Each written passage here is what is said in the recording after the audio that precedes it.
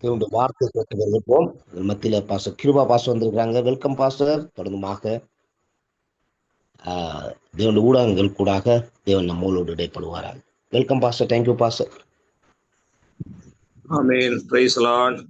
கர்த்தருடைய பரிசுத்தம் உள்ள நாமத்துக்கு மகிமை உண்டாவதாக. ஆண்டவராய் இயேசு கிறிஸ்துவின் இனிதான நல்ல நாமத்தில் உங்கள் அனைவரையும், இணைப்பில் இருக்கின்ற அனைவரையும் வாழ்த்துகிறேன். தொடர்ந்து நாம் வேதத்தை கற்று வருகிறோம். வேதத்தை நாம் கற்றுக்கொள்வது பெரிய ஒரு பாக்கியம். ஏனென்றால் வேதாகமம் ஒரு பெரிய ஒரு பொக்கிஷம். தேவன் மனித குலத்துக்கு கொடுத்ததான ஊடகம். அந்த ஊடகத்தை நாம் அறிந்து கொள்கின்ற பொழுது உள்ளே இருக்கின்ற பொக்கிஷங்களை நாம் அதிகமாய் காண முடியும், கற்றுக்கொள்ள முடியும். வேதம் எப்படியா சொல்லுகிறது, வேதத்தை அறியாத ஜனங்கள் சபிக்கப்பட்டவர்கள் என்று சொல்லப்பட்டிருக்கிறது. வேதத்தை அறிகிறது என்றால் என்ன?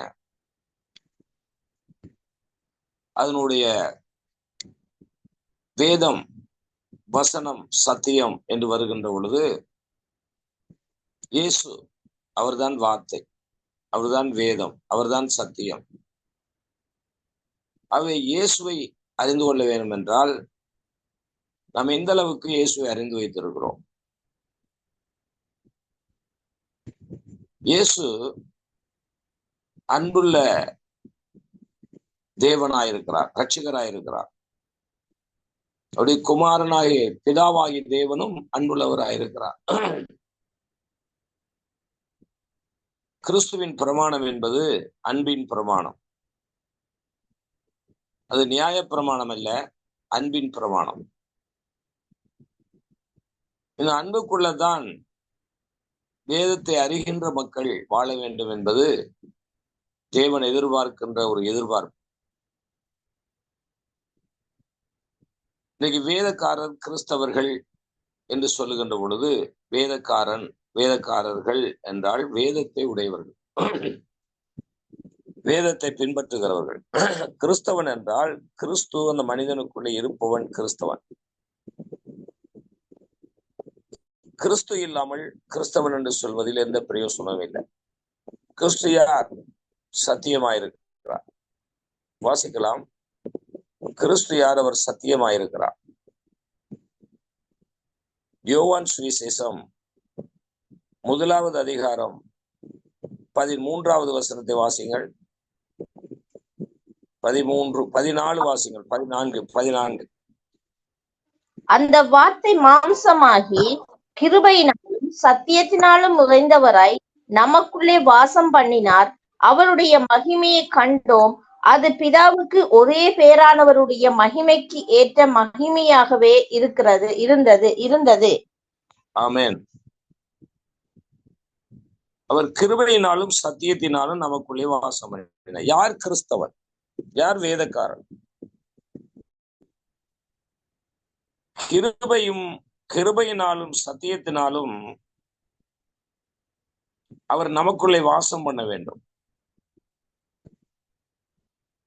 அவர் வசனம் நமக்குள்ளே இருக்க வேண்டும். வசனம் இல்லாத பட்சத்துல நாம் கிறிஸ்தவர் என்று சொல்ல முடியாது. இயேசு இல்லாத பட்சத்துல நாம் கிறிஸ்தவர் என்று சொல்ல முடியாது. ஏனென்றால் பிரியமானவர்களே, கிறிஸ்து நமக்குள்ளே வாசம் பண்ண வேண்டும், வெளியே இருக்கக்கூடாது. வசனம் நாம வெளியே இருக்கக்கூடாது. தேவன் உதட்டில மட்டும் இருக்கக்கூடாது, உள்ளத்துல இருக்கணும். உள்ளத்துல இருந்தாதான் அவர் உள்ளே இருக்கிறார்னு அர்த்தம். சரி, இந்த நாளிலே நாம் பெரிய வெள்ளி, குட் ஃப்ரைடே அண்ட் ஈஸ்டர், இது ரெண்டையும் நாம் கடந்த நாட்களிலே பார்த்தோம், கண்டோம், ஆசரித்தோம். பிரியமானவர்களே,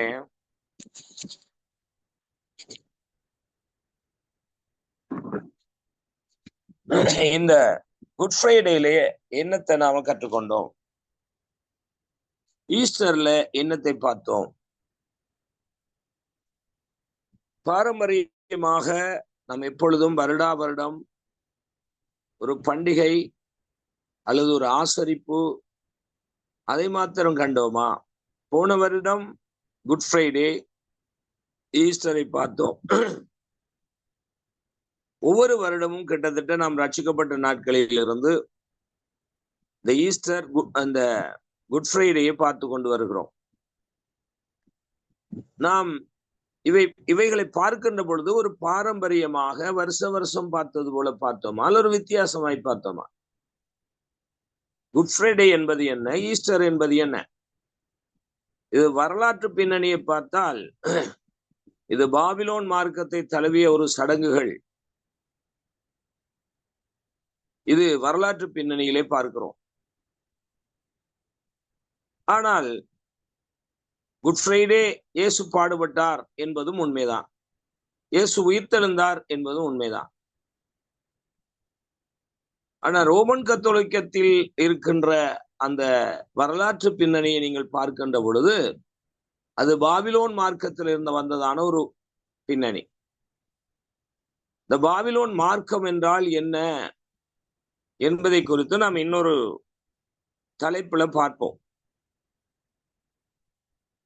இருந்தாலும் இதை நாம் கொஞ்சம் கவனிக்கும் இடத்தில்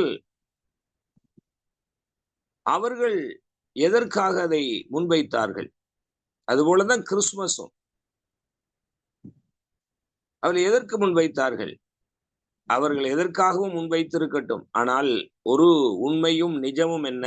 இயேசு மரித்தது உண்மை, இயேசு உயிர்த்தெழுந்தது உண்மை. அது உண்மைதான், அது தவறில்லை. அதனால் அதை நினைவு கூறுவதும் பிழை இல்லை. ஆனால் அது பாரம்பரியமாகவும் சடங்காச்சாரமாகவும் அதை நாம் பார்த்து கொண்டு வந்தால் அதில் எந்த பிரயோசனமும் இல்லை. சாதாரணமாக புறஜாதி மக்கள் ஒரு தீபாவளி கொண்டாடுவது போல, ஒரு வருஷம் ஒரு பண்டிகைகளை கொண்டாடுவது போல நாம் அதை கொண்டாடுவோம் என்றால் அது ஒரு பாரம்பரியத்தை தழுவினது. அப்படி என்றால் நாம் என்ன செய்ய வேண்டும்? உண்மையான மெய் கிறிஸ்தவன், உண்மையான வேதக்காரன் என்ன செய்ய வேண்டும்? அதை இன்றைக்கு பார்க்க போறோம். பாரம்பரியமாக இதை பார்த்தால் போதாது, சத்தியபூர்வமாக இதை கவனிக்க வேண்டும். சரி, சத்தியம் என்ன சொல்லுகிறது? நாம் இயேசுவின் பாடுகளையும் அவருடைய உயிர்த்தெழுதலையும் எப்படி நாம் கவனிக்க வேண்டும்? அது வரலாறு. ஆனால் இன்றைய அந்த வரலாற்றை கவனிக்கின்ற பொழுது நாம் என்ன செய்ய வேண்டும்? வரலாற்றை பார்த்து பார்த்து போறதில்லை. சரி, நாம் வாசிப்போம். Thank you Jesus. ரோமருக்கு எழுதிய நிருபம் 6வது அதிகாரம் 4வது வசனத்தை வாசிங்கள். ரோமருக்கு எழுதிய நிருபம் 6வது அதிகாரம் 4வது வசனம். மேலும் பிதாவின் மகிமையினாலே கிறிஸ்து மரித்தோரிலிருந்து எழுப்பப்பட்டது போல நாமும் புதிதான ஜீவனுள்ளவர்களாய் நடந்து கொள்ளும்படிக்கு அவருடைய மரணத்திற்குள் கிறிஸ்துவுடனே கூட அடக்கம் பண்ணப்பட்டோம். கவனியங்கள். மேலும் பிதாவின் மகிமையினாலே கிறிஸ்து மரித்தோரில் இருந்து எழுப்பப்பட்டது போல நாமும் புதிதான ஜீவன் உள்ளவர்களாய் நடந்து கொள்ளும்படிக்கு அவருடைய மரணத்துக்குள்ளாக்கும் ஞானஸ்தானத்தினாலே கிறிஸ்துவுடனே கூட அடக்கம் பண்ணப்பட்டோம். இந்த குறிப்பாக ஞானஸ்தானம் கூட ஒரு கதையை போல இருக்கிறது. ஆனால் ஞானஸ்தானம் கதை அல்ல, அது நிஜம். நான் ஏன் கதையை போல என்று சொல்லுகிறேன் என்றால், ஞானஸ்தானம் பெறுவதற்கு முன்பு 2 விதமான நினைவுகள் சிலருக்கு இருக்கும். ஒரு சிலருக்கு அது ஞானஸ்தானம் பெற வேண்டாம், அதை பெற்றா நாம உண்மையா இருக்கணும், உண்மையா இருக்க முடியாது நம்மால, எனவே நாம ஞானஸ்தானம் வேண்டாம் என்று பல வருடங்கள் தள்ளி போடுகிறவர்களும் உண்டு. சரி, ஞானஸ்தானத்தை எடுக்க வேண்டும் என்று ஆர்வம் உள்ளவர்களும் உண்டு. ஞானஸ்தானத்தை எடுத்தவர்கள் எடுத்ததின் பின்பு ஞானஸ்நானத்தை எடுத்து விட்டால் எல்லாம் முடிந்தது. ஓகே, இப்ப நாம பரலோக ராஜ்யம் போகலாம். ஞானஸ்நானத்தை பெற்றுவிட்டால் நாம் இப்பொழுது கிறிஸ்தவர்கள், நாம் ஞானஸ்நானத்தை பெற்றுவிட்டால் நாம் வேதக்காரன் என்று நினைக்கிறார்கள். ஆனால் இந்த ஞானஸ்நானம் எதை குறிக்கிறது? அது ஒரு மரணத்தை குறிக்கிறது. அப்ப ஞானஸ்நானம் பெறுவதற்கு முன்பு நாம் என்ன செய்யணும் என்பதை வேதாகம் தெளிவாய் போதிக்கிறது. ஆனால் நாம கவனிக்கிறது இல்லை. ஆக ஞானஸ்நானம் என்பது ஒரு சபையினுடைய அங்கத்துவத்தை பெறுகின்ற ஒரு அங்கத்துவ அடையாளம் என்று இன்னைக்கு நினைக்கிறார்கள். ஆகவே திருச்சபை இன்றைக்கு நிறைய சபைகள் இருக்கிறது. ஒரு ஊரிலே ஒரு கிராமத்துல கூட 4-5 சபைகளை பார்க்கக்கூடியதா இருக்கிறது. பிரதேசங்களிலே, மாவட்டங்களிலே, வட்டங்களிலே, கிராமங்களிலே சபைகள் பெருகி போய் நிற்கிறது. எனவே ஒரு சபைக்கு போகிறவர் இன்னொரு சபைக்கு போகக்கூடாது என்பதற்காக ஒரு அடையாள சின்னமாகவும் ஞானஸ்நானம் இன்றைக்கு வழங்கப்படுகிறது. ஆனா ஞானஸ்நானத்தினுடைய நோக்கம் என்ன, அதனுடைய அர்த்தம் என்ன, அதனுடைய ஆரம்பம் என்ன, அதனுடைய செயல்பாடு என்ன என்பதை கவனிப்பதில்லை, அதை பார்ப்பதும் இல்லை. எனவே ஞானஸ்நானம் எடுத்து விட்டால் ஓகே, இப்பொழுது நாம் ஒரு அங்கத்துவம் பெற்றுவிட்டோம் எங்க சபையில. ஆனா நீங்க சபையில் அங்கத்துவம் பெறலாம், பரலோகத்தில் அங்கத்துவராய் இருக்கிறீர்களா என்பதை கவனிக்க தவறி விட்டுகிறோம். இப்ப ஞானஸ்நானம் என்று சொல்லுகின்ற பொழுது அது எப்படி எடுக்க வேண்டும், யாருக்கு கொடுக்க வேண்டும் என்றெல்லாம் வேதாகமத்தினுடைய மிக சிறப்பான சட்டம் அமைந்திருக்கிறது. அப்ப ஞானஸ்நானம் என்பது யாருக்கு கொடுக்கலாம், அதை நாம் ஏற்கனவே பார்த்தோம். இருந்தாலும் அது ஞாபகம் வருகின்றபடியால் அதை வசனத்தின் ஆதாரத்தோடு கவனிப்போம். Price the Lord. கேக்குதா? ஹலோ, கேக்குதுங்களா? எல்லாரும் ஒரு அலிமையா சொல்லுவோமா? அல்லேலூயா. ஓகே, ஞானஸ்நானத்தை பற்றி வேதம் என்ன சொல்லுகிறது அதை நாம கொஞ்சம் ஆராயணும். சும்மா ஒரு ஞானஸ்நான ஸ்டடி, பைபிள் ஸ்டடி என்றெல்லாம் நாம கொடுக்கிறோம், நல்லது. ஆனால் ஞானஸ்நான பைபிள் ஸ்டடி கொடுத்து விட்டால் ஒரு மனிதன் ஞானஸ்நானத்தை அதை பைபிள் ஸ்டடிகளை பங்கெடுத்து விட்டால் அவன் தகுதியானவன் அல்ல. அப்ப தகுதி என்ன ஞானஸ்நானத்துக்கு? ஃபர்ஸ்ட் முதலாவது நாம் கவனிக்கும் போது அவன் சீசன் ஆக வேண்டும்.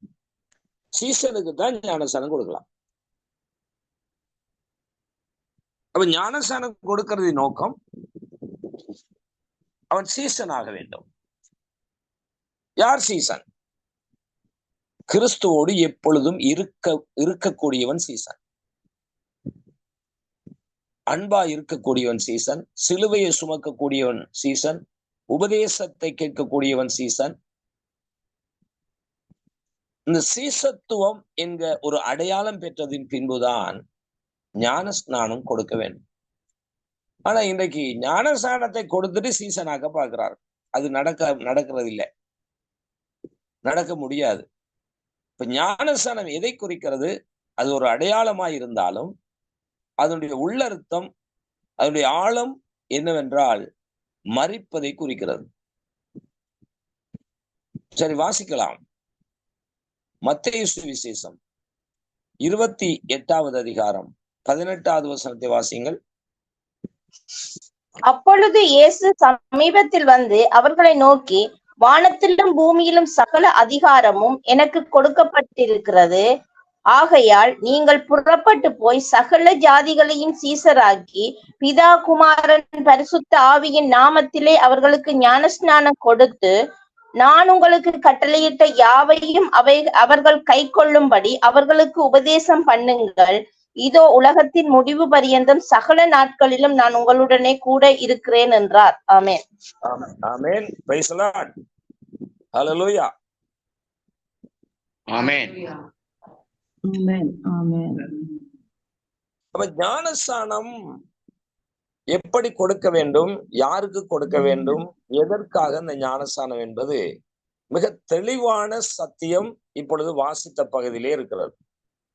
ஆனால் இது அநேகர் இதை கவனிக்கிறது இல்லை. அதுல பாருங்க, நல்ல விஷயங்கள் அங்கே ஆண்டவர் சொல்லி கொடுக்கிறார் இல்லையா? ஃபர்ஸ்ட் ஞானஸ்நானம் எடுக்கிற அந்த காரியத்திலே அவர் சொல்லி கொடுக்கிறது, வானத்திலும் பூமியிலும் எனக்கு சகல அதிகாரம் உண்டு. அப்ப நீங்க புறப்பட்டு போய் சகல ஜாதிகளையும் என்ன பண்ணணும்? நீங்க சீசராக்கணும். முதலாவது அவர்களுக்கு நல்ல சத்தியத்தை கற்றுக் கொடுத்து, சும்மா ஞானஸ்நானம் பைபிள் ஸ்டடி ஒரு ஏதோ கொடுத்துட்டோம்ன்றதுக்காக அல்ல, அவளை சீசராக்க வேணும். சீசராக்குறது சும்மா 1 மாசத்துல 2 மாசத்துல நடக்கிற காரியம் இல்லை. சீசவம் என்ற ஒரு அந்தஸ்தை பெறுகிறவர்களுக்கு மட்டும்தான் ஞானஸ்நானம் கொடுக்கணும் என்று இயேசு கிறிஸ்து கட்டளை கொடுத்தது. இது ஒரு கட்டளை, கிரேட் கமிஷன். இதுக்கு கமிஷன், பிரதான கட்டளை. அவர் சொல்லுகிறார் அவர், அதாவது நீங்கள் புறப்பட்டு போய் சகல ஜாதிகளை சீசராகி பிதா குமாரன் பரிசுத்த ஆவியின் நாமத்தினாலே அவர்களுக்கு ஞானஸ்நானம் கொடுத்து நான் கட்டளையிட்ட யாவையும் அவர்கள் கை கொள்ளும்படி ஃபர்ஸ்ட் உபதேசம் பண்ணுங்கள். ஏன் உபதேசம் தேவை? உபதேசம் என்றால் என்ன? அவன் வாழ்க்கையிலே அந்த உபதேசம் இருக்க வேண்டும். அவங்க கை கொள்ளும்படி உபதேசம் பண்ணுங்கள். சும்மா கேட்டுட்டு போறது இல்லை, கை கொள்ள வேண்டும். அதான் நான் இந்த டெலிவரன்ஸ் மினிஸ்ட்ரியில ஒரு தலைப்புல அநேக நாட்கள் சத்தியத்தை நான் கற்றுக் கொடுத்தேன், வாழ்க்கையா வல்லமையா என்கிற தலைப்புல. ஆனா வாழ்க்கைக்கு இன்றைக்கு முக்கியத்துவம் இல்லை, வல்லமைக்கும் சடங்காச்சாரத்துக்கும் முக்கியத்துவம் கொடுக்கப்பட்டிருக்கிறது. அப்ப உபதேசம் தெரியாதவர்கள் என்ன செய்கிறார்கள் என்றால், அங்கே நாம் போய் செய்கின்ற அந்த பாரம்பரிய சடங்குகள், பாரம்பரியமான கிரியைகள் மட்டும் தேவனை பிரியப்படுத்தும் என்று நினைக்கிறார்கள். ஆனால் பாரம்பரியமாய் நாம் செய்து வருகின்ற கிரியைகள் ஒருபோதும் தேவனை திருப்திப்படுத்தாது, தேவனை பிரியப்படுத்தாது. அப்ப எது தேவனை பிரியப்படுத்தும் என்றால், நம்முடைய வாழ்க்கையின் மாற்றமே தேவனை பிரியப்படுத்தும். நன்றாக கவனிக்க வேண்டும். ஆனால் இன்றைக்கு திருச்சபை சமூகம், கிறிஸ்தவ சமூகம் பாரம்பரிய சடங்குகளை, மனிதனுடைய கிரியைகளை அல்லது நியாயப்பிரமாணத்தின் கிரியைகளை செய்துவிட்டால் நாம் தேவனுடைய பிள்ளை, நாம் தேவனை திருப்திப்படுத்த முடியும் என்று நாம் நினைக்கின்றோம். இல்லை, பாரம்பரிய கிரியைகளினாலே குறிப்பாக ஞானஸ்நானம் பெறுகிறோம், திருவிருந்தெடுக்கிறோம், சபைக்கு போகிறோம், ஆராதனை செய்கிறோம், கிறிஸ்துமஸ் கொண்டாடுகிறோம், குட் ஃப்ரைடே கொண்டாடுகிறோம், ஈஸ்டர் கொண்டாடுகிறோம். சோ இது மாத்திரமல்ல கிறிஸ்தவம், இது மாத்திரமல்ல தெய்வத்துவம், இது மாத்திரமல்ல தேவனை திருப்திப்படுத்துவது. சோ ஞானஸ்நானத்தினுடைய அடையாளம் என்ன? அதனுடைய நோக்கம் என்ன? அதனுடைய ஏற்பாடு என்ன என்பதை நாம் கவனிக்க தவறுகிறோம். அவன் பார்த்தோம், ஞானஸ்நானத்து யாருக்கு கொடுக்கணும், எதற்காக ஞானஸ்நானம் கொடுக்கப்படுகிறது? இப்போ ஃபர்ஸ்ட் ஞானஸ்நானத்தை பற்றி நாம் பார்ப்போம் என்றால், உங்களுக்கு எல்லாருக்கும் தெரிஞ்ச வசனம் தான், தெரிஞ்ச வசனம் திரும்ப திரும்ப சொல்றதுனால அதனால ஒரு பிரச்சனையும் இல்லை. அதுக்காக நீங்க எத்தனை ஆயிரங்கள் நஷ்டப்படுகிறீர்கள் இல்லை, அதனால இலவசமா தானே கற்றுக் கொடுக்கிறோம். ரைட், நம்ம பார்ப்போம். இந்த ஞானஸ்நானத்தை குறித்து நாம் பார்க்கும் இடத்தில் முதலாவது அறிமுகப்படுத்தப்படுகின்ற ஒரு இடத்தை நாம் பார்க்க போகிறோம். மத்தேயு சுவிசேஷம் 3வது அதிகாரம் 1-2 வசனங்கள்.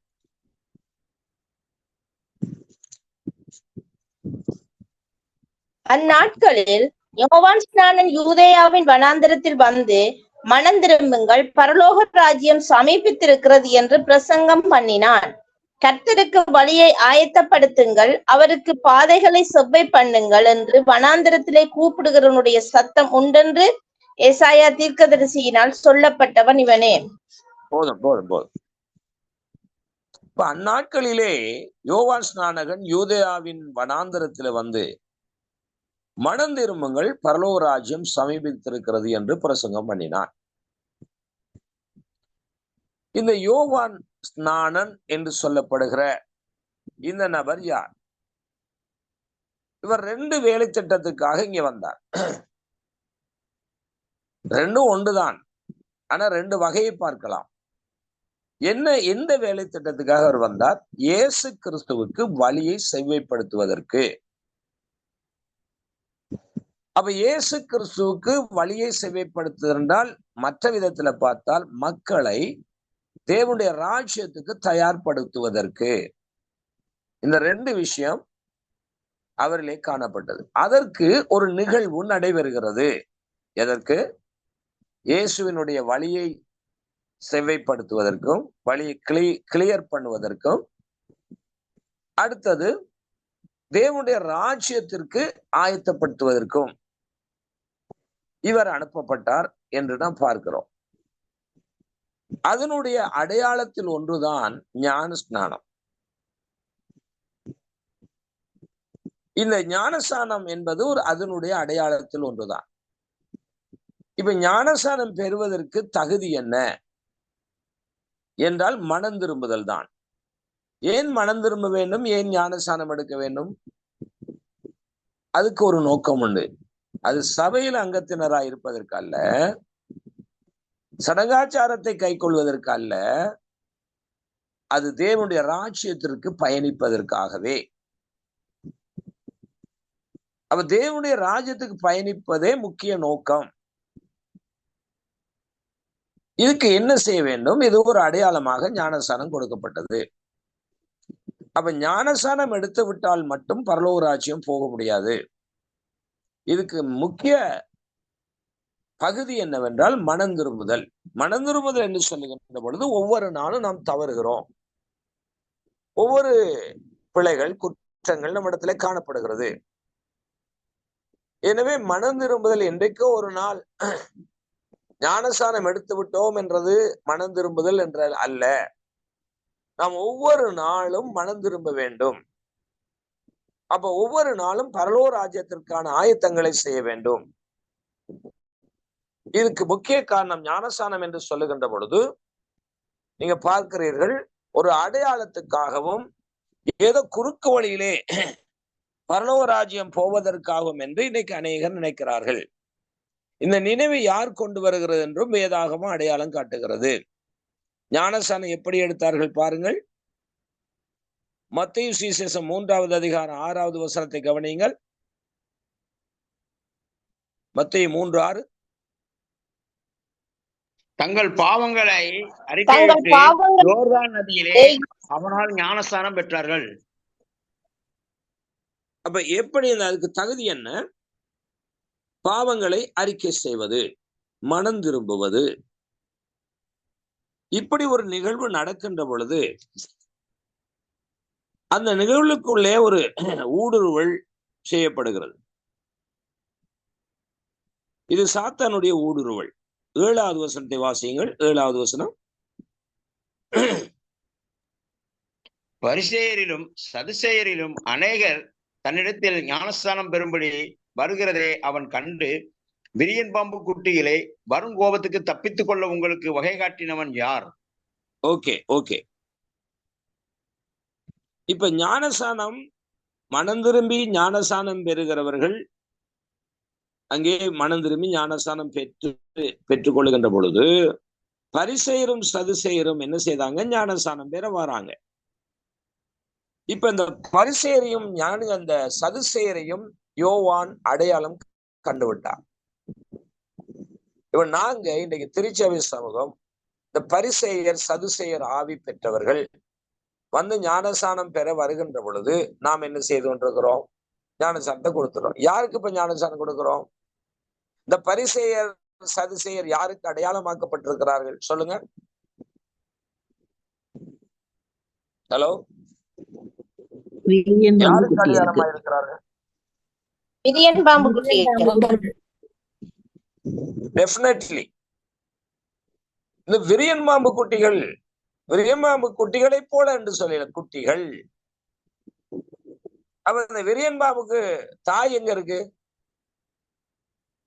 இதெல்லாம் குட்டிகள். அது தாய் பாம்பு எங்க? அது யாரு? சாத்தான். சாத்தான் தான்.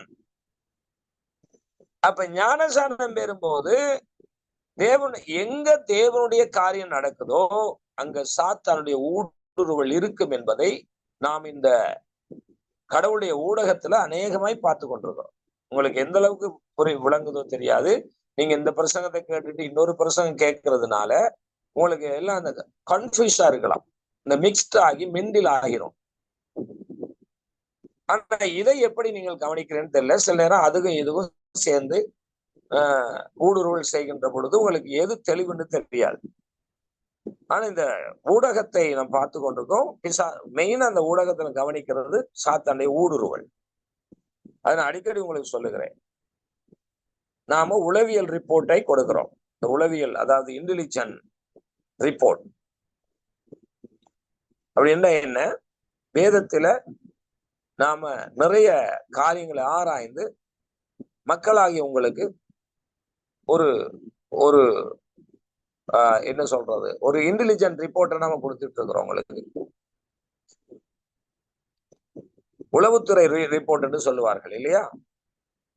இந்த உளவுத்துறை ரிப்போர்ட்ன்றது அது கன்ஃபார்மா இருக்கும். மற்ற ரிப்போர்ட் எல்லாம் அது இருக்கலாம், இல்லாம போகலாம். ஆனா உளவுத்துறை ரிப்போர்ட் என்பது அது கன்ஃபார்ம். அது நாட் இன்ஃபார்ம் அண்ட் கன்ஃபார்ம். அது போலதான் இந்த விஷயத்திலையும் இன்ஃபார்மும் இருக்கு, கன்ஃபார்மும் இருக்கு. ஆகவே இப்ப நாம பார்த்து கொண்டு இதெல்லாம் பார்த்த பகுதி தான். பாருங்க, நாம பார்க்கின்ற பொழுது வித்தியாசமான கோணத்துல நாம இதை ஆராய்ந்து கொண்டிருக்கிறோம். ஆமென். ஆகவே பிரியமானவர்களே, இப்ப ஒரு சின்ன சிம்பிள் வேலை, இது நமக்கு தெரிஞ்சதுதான். நம்ம ரட்சிக்கப்படும் போதே இந்த வசனங்களை பார்த்தோம். சோ அதுல இருக்கின்ற உளவுத்துறை ரிப்போர்ட் ஒன்று இருக்கு, பாத்தீங்களா? ரிப்போர்ட் ஒன்று இருக்கு, இன்டெலிஜென்ட் ரிப்போர்ட் ஒன்று இருக்கு. அது போல செய்தின்னு ஒன்று இருக்கு, அதாவது வெளிப்பாட்டின் செய்தின்னு ஒன்று இருக்கு. அப்ப நாம இது மிண்டலாக்குறதுனால எது சரி எது பிழை, சரியும் சரிதான், பிழையும் பிழைதான், பிழை எல்லாமே சரிதான் என்று போகிற போக்கு தவறு. ஏன்னா நீங்க வளர்ந்து இருக்கணும், தேறினவர்களா இருக்கணும், பால் குடிக்க கூடாது, பழமான ஆகாரம் சாப்பிடுறவர்களா இருக்க வேணும். இப்ப பாருங்க, விரியன் பாம்பு குட்டி ஊடுருவல் செய்திருக்கு. அப்ப இந்த தாய் பாம்பு யாரு? பிசாசு. அப்ப ஞானசானம் கொடுக்கிற இடத்துல யார் ஊடுருவல் செய்யக்கூடும்? இப்ப இது உளவியல் ரிப்போர்ட், இது உளவுத்துறை ரிப்போர்ட். கவனிக்கிறீங்களா? தெரியுதா உங்களுக்கு சொல்றது? புரியுதா? புரியுது சார். அப்ப தேவனுடைய காரியம் எங்க நடக்குதோ அங்க இந்த இந்த எதிரியினுடைய ஊடுருவலும் இருக்கும் என்பதை இன்றைக்கு நிறைய பேருக்கு தெரியாது. அது ஏதேனிலேயே இருந்தது. ஏதேனுடைய தேவ ராஜ்யம் கட்டப்படுவதற்காக மனிதனை ஆளுகை செய்கிறவனாக தேவன் ஆயத்தப்படுத்தினார். ஆனால் அங்கே பிசாசுடைய ஊடுருவல் அங்கே இருந்தது. நல்லா நீங்க கவனிக்கணும். தேவன் யார்? அவர் எப்படி இருக்கிறார்? அவர் ஆவியா இருக்கிறார். பிசாசு யார்? அவன் எப்படி இருக்கிறான்? அவனும் ஆவியா இருக்கிறான். தேவனுக்கு எப்படி தூதர்கள் இருக்கிறார்களோ அதுபோல பிசாசுக்கும் தூதர்கள் இருக்கிறாங்க. பிசாசுடைய தூதர்கள் எவ்வளவு பேர் இருப்பாங்கன்னு நினைக்கிறீங்க? ஹலோ, சொல்லுங்க.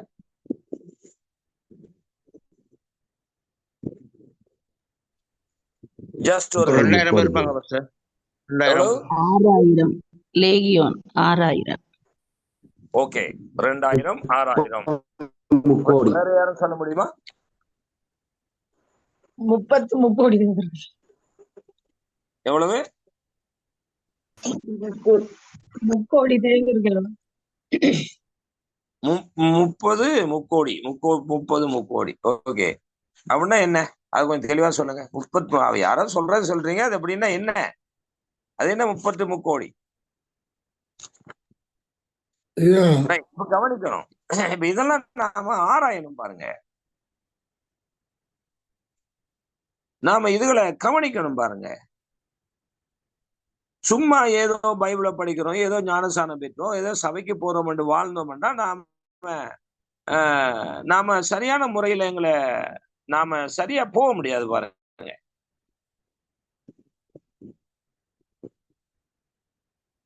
Praise the Lord. Hallelujah. சரி, இப்ப தேவனுடைய படையணியையும் பிசாசுடைய படையணியையும் கொஞ்சம் கவனிப்போமா? கேட்க ஆசைப்படுறீங்களா? ஹலோ, ஆமென். ஆமென் ஆமென். எல்லாரும் ஆமேன்னு சொன்னா சொல்லலாம்னு நினைக்கிறேன். ஏன்னா சிலருக்கு விருப்பம் இல்லாம இருக்கும்போது சொல்லக்கூடாது. ஆமென். ஆமென். ஆமென். ரைட். இப்ப கவனிங்க, தேவனுக்கும் படையணி இருக்கு, பிசாசுக்கும் படையணி இருக்கு. தேவனுக்கும் கிரியை செய்யக்கூடிய ஆற்றல் இருக்கு, பிசாசுக்கும் கிரியை செய்யக்கூடிய ஆற்றல் இருக்கு. இந்த கிரியைகளை எப்படி இந்த பிசாசு செய்கிறான் என்றால், ஒரு மாமிசத்தை கொண்டுதான் கிரியை செய்வான். ஒரு மாமிசம் இல்லாமல் ஒரு ஆவி கிரியை செய்ய முடியாது. அது பரிசுத்த ஆவியா இருக்கலாம் அல்லது அசுத்த ஆவியா இருக்கலாம். இப்ப 2 ஆவிகள் இருக்கு, ஒன்று பரிசுத்த ஆவி, இன்னொன்று அசுத்த ஆவி. இன்னொன்று சத்திய ஆவி, இன்னொன்று பொய்யின் ஆவி. இப்ப இது மனிதர்களுக்குள்ளே ஊடுருவல் செய்கின்றது. ஆகவே பிரியமானவர்களே, இதை நாம சரியான முறையில நம்ம கவனிக்க வேண்டும். கவனிப்பதற்கு உங்களுக்கு சரியான செய்தி வரணும். என்ன செய்தி? இந்த இன்டெலிஜென்ட் ரிப்போர்ட் வரணும் உங்களுக்கு. அதை நீங்க பெற்றுக்கொள்ளணும். அதுதான் உண்மையான தகவல். இந்த கடைசி தகவல் பாருங்க, ஒரு தேசத்துல ஒரு ஒரு ஒரு உளவுத்துறை இருக்கிறது. ஒவ்வொரு நாட்டு உளவுத்துறை இருக்கிறது. அந்த உளவுத்துறை எதற்காக ஸ்பெஷல் ஒரு ஒரு டிபார்ட்மெண்ட், அது எல்லா நாட்டிலையும் இருக்கிறது. அந்த அந்த உளவுத்துறையினுடைய ரிப்போர்ட் தான் அவங்கள் என்ன செய்யறது, நம்புகிறது, ஏற்றுக்கொள்றது. ஏன் உளவுத்துறை ரிப்போர்ட் என்றால், அவர்கள் ஊடுருவல் செய்து அங்க உள்ள எதிரினுடைய பலம், பலவீனம், எதிரியுடைய தாக்குதல், இவைகள் எல்லாம் அவங்க என்ன செய்வாங்க, ஆராய்ந்து பார்த்து கவர்மெண்ட்டுக்கு, அரசாங்கத்துக்கு அல்லது அவருடைய தலைமைத்துவத்துக்கு அந்த ரிப்போர்ட்டை கொடுப்பாங்க. அந்த ரிப்போர்ட்டின் படி அவர்கள் அவர் ரிப்போர்ட் சொல்லுகின்றபடி அவர்கள் நடந்து கொண்டால் அவர்கள் ஆபத்திலிருந்து தப்பலாம். குறிப்பாக இலங்கையிலே கிட்டத்தட்ட 5-6 வருடங்களுக்கு முதல் இந்த உயிர்த்த ஞாயிற்றுக்கிழமையிலே சபைகள் தாக்கப்பட்டது, கிறிஸ்தவ ஆலயங்கள் தாக்கப்பட்டது. இது தாக்கப்படுவதற்கு முன்பு இந்தியாவின் உளவுத்துறை இப்படி ஒரு தாக்குதல் நடக்க போகுது என்று இலங்கை அரசாங்கத்துக்கு அறிவித்தது. ஆனா அன்றைய நாளில் இருந்த அந்த தலைமைத்துவம் அதை அசட்டை பண்ணினது, அதை கவனிக்கவில்லை. மாறாக இந்த உயிர்த்த ஞாயிற்றுக்கிழமை ஈஸ்டர் ஆராதனையில் இருந்த மக்கள், சிறுவர்கள், வயோதிபர்கள் நிறைய பேர் எந்த விதமான தீமைகளும் செய்யாதவர்கள் வீணாய் கொல்லப்பட்டார்கள். எதனால சொல்லுங்க? ஏன் இவர்கள் கொல்லப்பட்டார்கள் சொல்லுங்க? ஹலோ, அந்த செய்தியை சரியா கேட்டு செயல்பட இல்ல. ஓகே, வேற யாரும்? Price the Lord.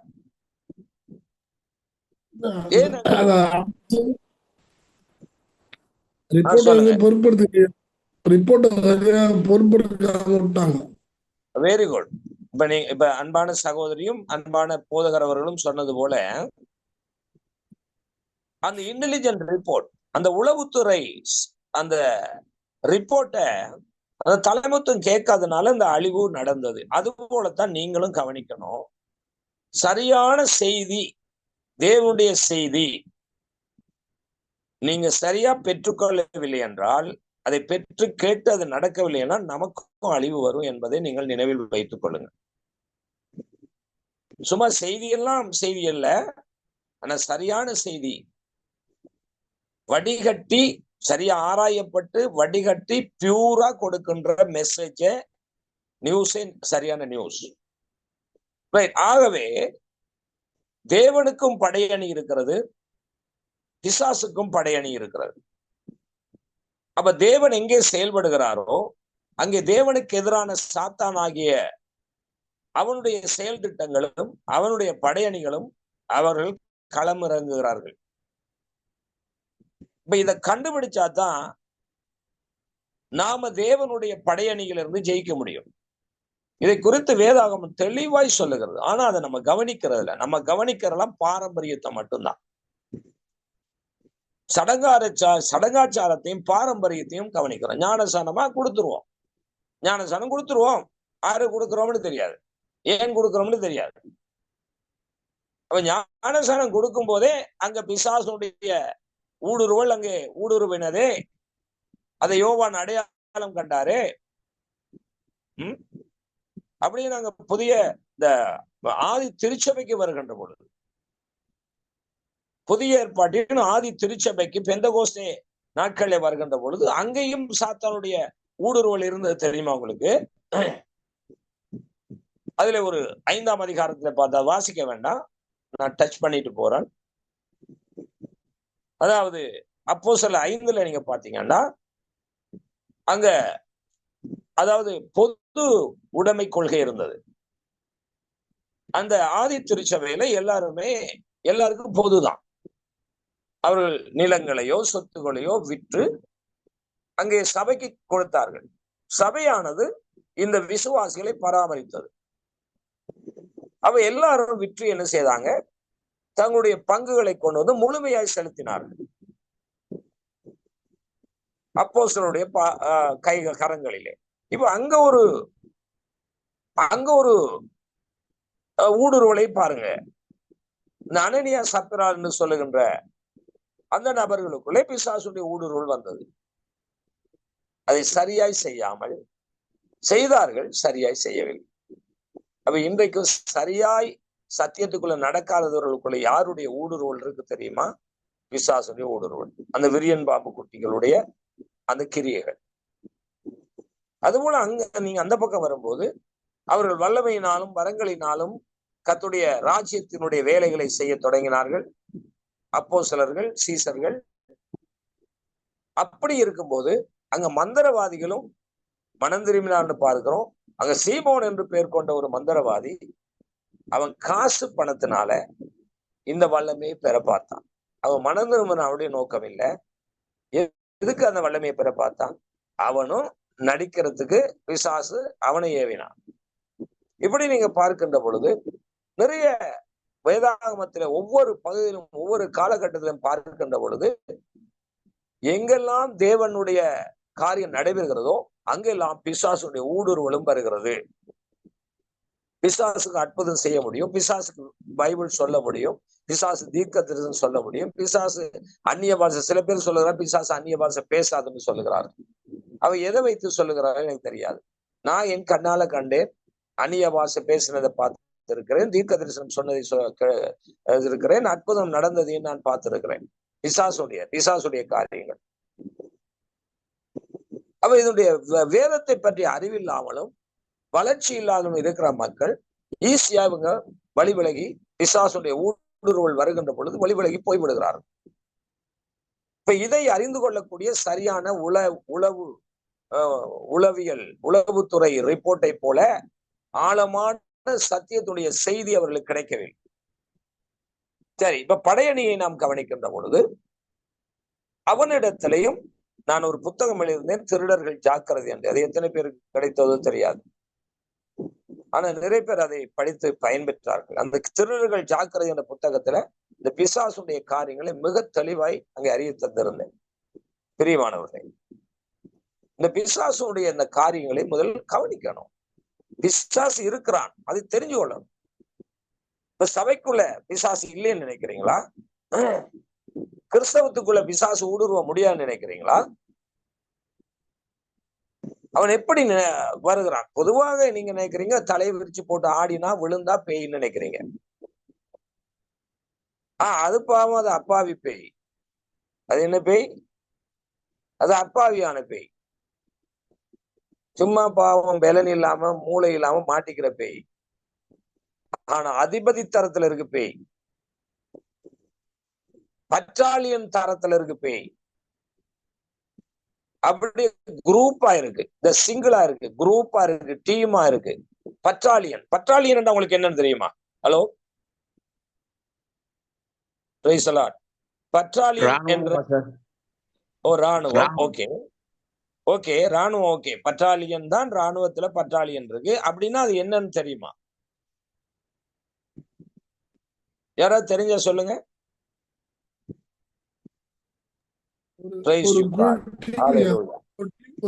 என்னையா?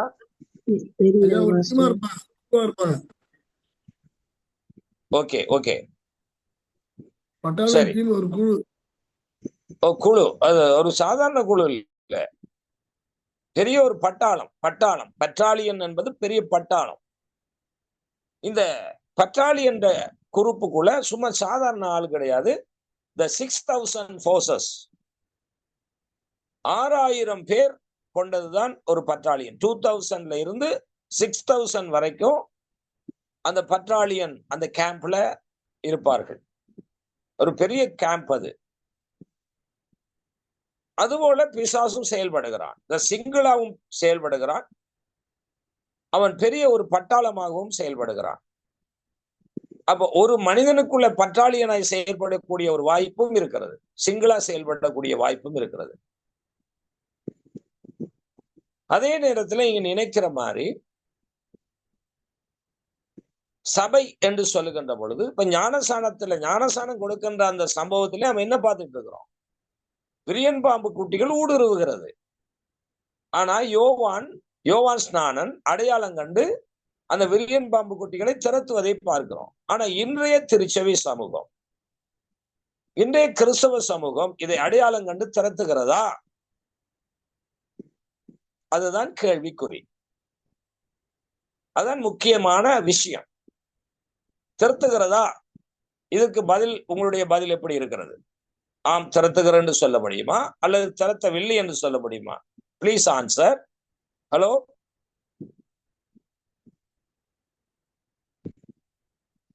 இல்ல கேக்குதா?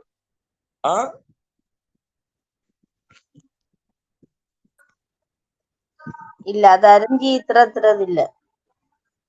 ஓகே, இப்ப அன்பு சகோதரி சொல்லுகிறார்கள் அதை அறிந்து திரட்டல. நீங்க மற்றவர்களுடைய கருத்து என்ன? ஹலோ, குயிக்கா சொன்னா குயிக்கா நிறைய விஷயம் பார்க்கலாமே. சொல்லுங்க. ஒரு சில பேர் மாதிரி கிளியரா இல்ல பாஸ், நீங்க உங்களோட நெட்வொர்க் பிரச்சனை போல இருக்கு. அதை அறிஞ்சு திறந்ததுங்கிறது கம்மியா தான் இருக்கு, அதிக பேர் பண்ண முடியல. எல்லா திருச்சபையும் பண்ணுதாமா? இல்ல இல்ல. ஓகே, அப்படி பார்க்கின்ற பொழுது அது தெளிவா இல்ல, அது தெளிவாய் அவங்க திறத்தல அப்படிங்கறத பார்ப்போம். இல்லை என்ற பகுதி தெளிவா திறத்தல என்ற பகுதி. வேறு யாரும்? ஹலோ, சொல்லுங்க. நிறைய பேர் இருக்கிறீங்களே, ஏன் சில பேர் ஒண்ணுமே பேசுறது இல்ல, கதைக்கிறது இல்ல?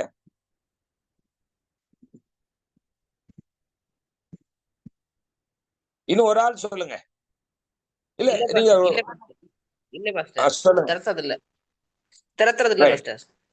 அப்ப திறத்தினாதானே நாம தேவனுடைய ராஜ்யத்தை கட்டலாம், பிசாசுடைய ராஜ்யத்தை தோக்கடிக்கலாம். அப்ப அதை இனங்காண தெரியாதவர்கள் ரெண்டும் உண்டா? தேவராஜ்யமும் பிசாசுடைய ராஜ்யம் உண்டா? இல்லையே. சரி, இந்த தேவனுடைய டீம்ல பல ஆயிரங்கள், பல லட்சங்கள், பல கோடிகள் அவருடைய டீம்லயும் பட்டாளியன் இருக்கிறார்கள். கொஞ்சம் அதை பார்ப்போம் இல்லையா? சரி, முதலாவது தேவனுடைய டீமை பார்ப்போம், அப்புறம் பிசாசுடைய டீமை பார்ப்போம். வாசியுங்கள். Praise you God. சங்கீதம் 84:11 வாசியுங்கள்.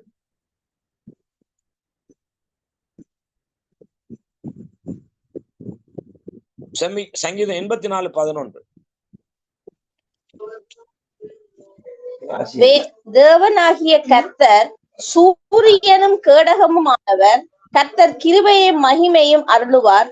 உத்தமமாய் நடக்கிறவர்களுக்கு நன்மையை வழங்காதிரார். சரி, இன்னொன்று சங்கீதம் 103:31-32.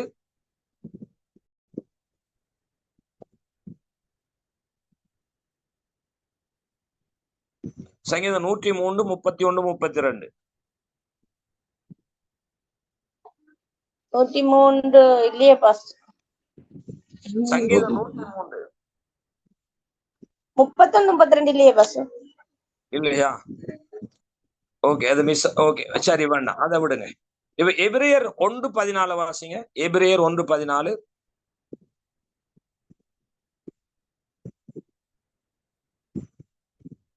எபிரேயர் 1:14. ரட்சிப்பை சுதந்தரிக்க போகிறவர்கள் நிமித்தமாக ஊழியம் செய்யும்படிக்கு அவர்கள் எல்லாரும் அனுப்பப்படும் பணிவிடை ஆவிகளாய் இருக்கிறார்கள் அல்லவா? சரி, இப்ப பாருங்க, இப்ப தேவனுடைய தூதர்கள், அதாவது அவர்களும் ஏராளமான திரளான பணிவிடையின் ஆவிகளாக தேவன் அவர்களை வைத்திருக்கிறார். 1000 தூதர்கள் என்று சொல்லப்பட்டது. பல ஆயிரம் தூதர்கள் என்று பார்க்கிறோம். அதை குறித்து இன்னொரு வசனத்தை ஆதாரத்தை பார்ப்போம் என்றால், வெளிப்படுத்தல் 5:11 வாசிங்கள். வெளிப்படுத்தல் 5:11.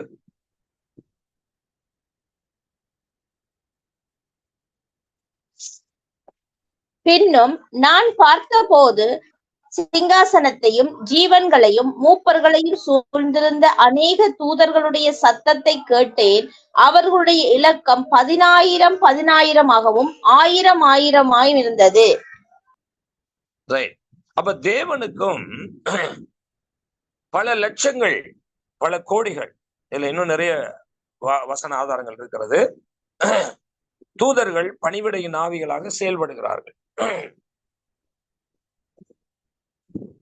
இது நமக்கு தெரியும், ஓரளவு தெரிஞ்ச விஷயம். ஆனா பிசாசுடைய சேனைகளும் இருக்கிறது.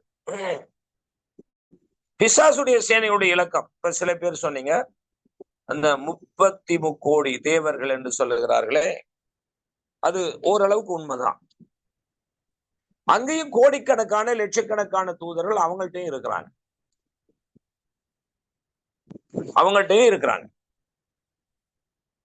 இதை குறித்து நாம் ஒரு வசனத்தை பார்த்து நாம் கடந்து செல்லுவோம். வெளிப்படுத்தல் 20:2 வாசியுங்கள்.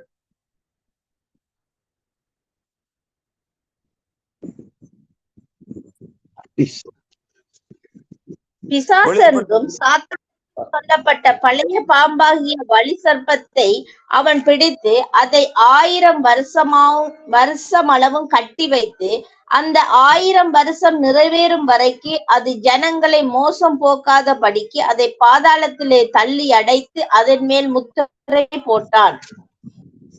சரி, இப்ப கவனிங்க. இப்ப இந்த இடத்துல தேவனுடைய சேனை தான் ஜெயிக்க போகுது என்றால், தேவன் சர்வ வல்லவர். தேவன் யார்? அவர் முதலும் முடிவும் இல்லாதவர். பிசாசு யார்? அவன் முதலும் முடிவும் உள்ளவன். அப்படின்னா என்ன? தேவனால் படைக்கப்பட்டவன் தான், சிருஷ்டிக்கப்பட்டவன் தான் இந்த பிசாசு. அப்ப தேவனுக்கும் பிசாசுக்கும் என்ன இருக்கு? டிஃபரெண்ட் இருக்கு. இப்ப தேவன் சர்வ வல்லவர், அவரை யாரும் தோற்கடிக்க முடியாது. பிசாசு படைக்கப்பட்டவன், அவனை தோற்கடிக்க முடியும். யார்? தேவனால். சோ ஆண்டவர் ஏன் இதை இப்ப கிட்டத்தட்ட 6000 வருடங்களாக ஏன் இதை பிசாசை அனுமதித்திருக்கிறார்? இப்ப அவனுக்கு ஒரு வேலை வரணும், அவனுக்கு ஒரு டைம் ஆண்டவர் வச்சிருக்கிறார். அந்த டைம்ல தான் அவன் பிடிச்சு கட்டப்படுவான். அவனும் அவனை சேர்ந்த தூதர்களும் கட்டப்படுவார்கள். ஆனா அவர்களுடைய சைட்லயும் பல ஆயிரங்கள், பல லட்சங்கள், இப்ப யாரோ ஒருவர் சொன்னது போல கோடிக்கணக்கானவர்களும் இருக்கிறார்கள். அதுபோல தேவனுடைய சேனையும் படையணியும் கோடிக்கணக்கு இருக்கு. இப்ப இந்த ரெண்டுக்கு நடுவுல தான் நாம பயணிக்கிறோம். இது ரெண்டையும் நம்ம பார்க்கத்தான் வேணும். ரெண்டையும் நம்ம பார்க்கணும். இங்க பிசாசுடைய ஆளுகையும் சில தேசங்களில, சில எல்லைகளில, சில கிராமங்களில, சில குடும்பங்களில அவனுடைய ஆளுகை இருக்கிறது. இந்த ஆளுகையை விட்டு தேவ ஜனங்கள் வெளியே வரணும். அதுக்குத்தான் இயேசு கிறிஸ்து இந்த பூமிக்கு வந்தார். இழந்து போனதை தேடவும் ரட்சிக்கவுமே மனுஷகுமாரன் வந்தார். என்னத்தை இழந்து போனான்? ஏன் ரட்சிப்பு தேவை? தேவ சாயலை இழந்து போனான், தேவ ராஜ்யத்தை இழந்து போனான். திரும்ப ஆண்டவர் அதை கொடுக்கத்தான் தம்முடைய குமாரன் இந்த பூமிக்கு அனுப்பினார். அதுக்காகத்தான் இயேசு பிறந்தார், அதற்காகத்தான் இயேசு மரித்தார், அதற்காகத்தான் இயேசு உயிர்த்தார். இதைத்தான் நாம பாக்குறோம். இதுல சும்மா ஒரு சடங்காச்சாரமாய் போய் பார்த்து கொண்டு இருப்பதுல எந்த பிரயோசனம் இல்லை. ஊடுருவல் எங்கேயுமே இருக்கிறது, இப்பவும் இருக்கிறது. இந்த ஊடுருவலை நாம் கண்டுகொண்டால்தான் அறிந்து கொண்டு, அதுக்குத்தான் பரிசுத்தாவி நமக்கு கொடுக்கப்பட்டது. ஆனா இந்த பரிசுத்தாவி இன்றைய பிசாசுடைய காரியங்கள் தவறான விதத்துல பயன்படுத்தப்படுகிறது, வசனமும் தவறான விதத்துல பயன்படுத்தப்படுகிறது. இந்த முக்கியமான செய்தியை இன்றைக்கு நாம் கேட்கதை பிசாசு தடை செய்கிறான். ஏன்னா இந்த மாதிரி செய்திகளை கேட்டாதான், ஆஹா பிசாசு இருக்கிறானே, அவன் யாரா இருப்பான், எப்படி இருப்பான், அவனிடத்துல நாம தப்பணுமே, நாம தேவ ராஜ்யத்துக்குள்ள போகணுமே, நாம தேவனுடைய படையணிக்குள்ள போகணுமே, பிசாசு பக்கம் போகக்கூடாது என்ற ஒரு விழிப்பு நமக்கு ஏற்படும், ஒரு தெளிவு நமக்கு ஏற்படும். இதை அறியாத பட்சத்துல நாம சும்மா ஏதோ ஒரு பாரம்பரியத்தை மட்டும் தழுவி கொண்டு போவோம் என்றால் இதனுடைய முழு விவரம் நமக்கு தெரியாம போய்விடும். சரி, இந்த பிசாசுடைய படையணி தேவனுடைய படையணி என்பதை குறித்து தெளிவாக இன்னொரு காரியத்துல பார்ப்போம். இப்ப நாம விஷயத்துக்கு வருவோம். இப்ப இயேசுவின் மரணம், அவருடைய உயிர்ப்பு, இப்ப நேற்று முந்தைய தினங்களிலே நாம் இதை பார்த்தோம். இது எந்த மாதிரி நாம் ஆசரித்தோம். திரும்ப ஓப்பனிங் அந்த கீவேர்டுக்கு வருவோம். ரோமர் 6வது அதிகாரம் 4வது வசனத்துல என்ன வாசித்தோம்? ரோமர் 6:4.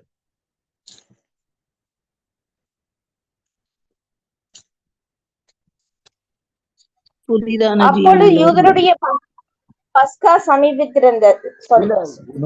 பிதாவின் மகிமையினாலே கிறிஸ்து மரித்தோரிலிருந்தே எழுப்பப்பட்டது போல நாமும் புதிதான ஜீவனுள்ளவர்களாய் நடந்து கொள்ளும்படிக்கு அவருடைய மரணத்திற்குள்ளாக்கும் ஞானஸ்தானத்தினாலே கிறிஸ்துவனை கூட அடக்கம் பண்ணப்பட்டோம்.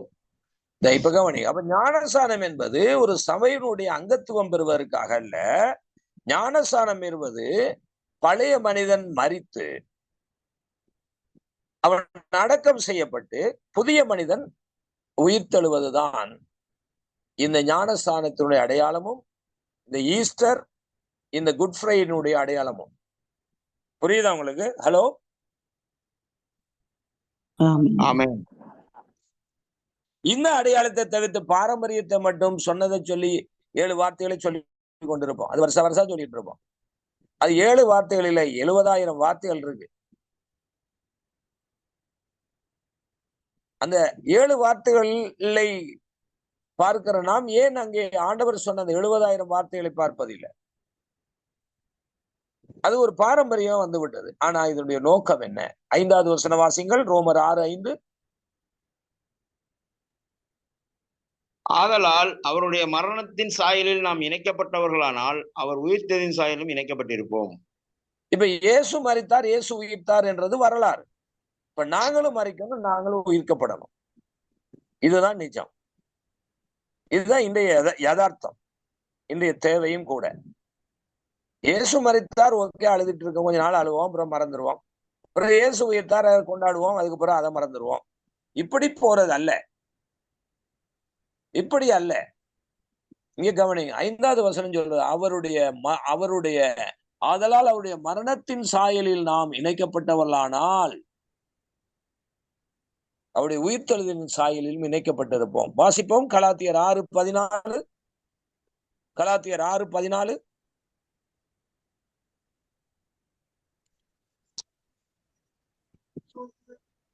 நானோ நம்முடைய கர்த்தராகிய இயேசு கிறிஸ்துவின் சிலுவையை குறித்தே அல்லாமல் வேறொன்றையும் குறித்து மேன்மை பாராட்டாதிருப்பேனாக. அவரால் உலகம் எனக்கு சிலுவையில் அறையுண்டிருக்கிறது, நானும் உலகத்திற்கு சிலுவையில் அறையுண்டிருக்கிறேன். இயேசு சிலுவையில் அறைகிறது இல்ல, dear brother, dear sister, dear pastors. இப்ப நாங்க சிலுவையில் அறையப்படணும். இயேசு சிலுவையில் அறையப்பட்டது வரலாறு. ஆனா அதனுடைய தாற்பயமும் சத்தியமும் என்ன? நானும் நீங்களும் சிலுவையில் அறையப்படணும். எத்தனை பேருக்கு புரியுது? இது எத்தனை பேருக்கு விளங்குது? ஹலோ, ஆமென். அப்ப நீங்க குட் ஃப்ரைடேய பார்த்துட்டு, ஈஸ்டரை பார்த்துட்டு, கிறிஸ்துமஸை பார்த்துட்டு இப்படியே வருஷம் வருஷம் கொண்டாடிட்டு இருந்தா சரியா போயிருமா? ஹலோ, சொல்லுங்க, சரியா? நாம தேவனுடைய ராஜ்யத்துக்கு போக முடியுமா? அருமையானவர்களே, நாம சிலுவையில் அறையப்பட்டிருக்கிறோமா? இந்த கலாத்தியர் 6:14 நீங்க மனப்பாடம் பண்ணுங்க, தியானம் பண்ணுங்க, நீங்களும் தியானம் பண்ணுங்க. இது அப்படியே மறந்துட்டு போயிடாதீங்க. திரும்ப அந்த 6:14 வாசிங்க. மிக ஆழமான ஒரு இன்டெலிஜென்ட் ரிப்போர்ட் அதுல இருக்கு. நானும் நம்முடைய கர்த்தராகிய இயேசு கிறிஸ்துவின் சிலுவையை குறித்தே அல்லாமல் வேற என்பதையும் குறித்து மேன்மை பாராட்டாதிருப்பேனாக. அவரால் உலகம் எனக்கு சிலுவையில் அறையுண்டிருக்கிறது, நானும் உலகத்திற்கு சிலுவையில் அறையுண்டிருக்கிறேன். சிலுவையில யார் அறையப்படணும்? இயேசு கிறிஸ்துவா?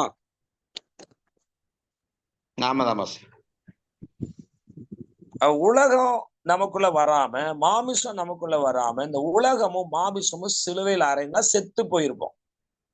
அப்படித்தானே? சிலுவையில அறைந்து சாகடிக்கணும். யாரு சாகணும்? யாரு சிலுவையில அடிக்கணும்? நாங்கதான், எங்களைத்தான். அப்ப சிலுவையில அடிக்காம வெறும் ஞானசானத்தை மட்டும், மறிக்காம ஞானசானத்தை மட்டும் பெற்றுக்கிட்டு இருப்போம்னா அங்க விரியம்பாம்பு குட்டியுடைய ஊடுருவலுக்குள்ள நாம அகப்பட்டுட்டோம்.